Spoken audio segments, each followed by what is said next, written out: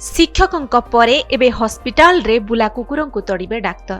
राजस्थान रे एभଳି नियम जारी होईछि। शिक्षकଙ୍କ परे एबे डाक्तर मानंकु बुला कुकुरंकु तड़िबार दायित्व दिया जायछि। किछि जिल्ला रे सरकारी डाक्तरखाना रे बुला कुकुरंक गतिविधि नियंत्रण करिबा पई नोडाल अधिकारींकु नियुक्त करा जायछि। अधिकारी होउछन्ति संपृक्त डाक्तरखानार नियुक्त डाक्तर। डाक्तरखाना परिसर रे जेपरि बुला कुकुर प्रवेश न करिवे ओ सेमानंकु धरिबा एवं तड़िबार कार्य करिवे। अधिकारींक कहिबा कथा एही पदक्षेप माध्यम रे सुप्रीम कोर्ट को द्वारा जारी होइतिबा निर्देश पालन करा जाउछि। डाक्तर बुला कुकुर प्रवेश को रोकिबा एवं हॉस्पिटल कैंपस रु सेमानंकु हटाइबा पई नगर निगम सहित समन्वय रक्षा करिबा पई नोडाल अधिकारी भाबे कार्य करिवे।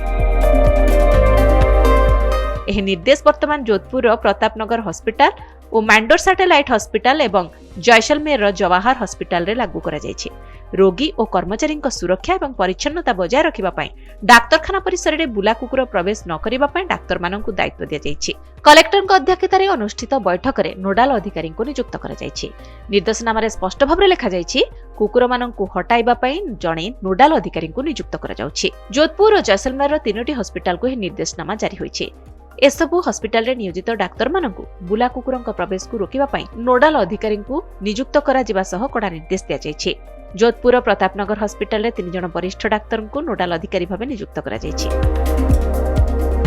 राज्य सरकार को कहिबा कथा हॉस्पिटल गुडी को बुला कुकुर मुक्त रखिबा को पड़िबो।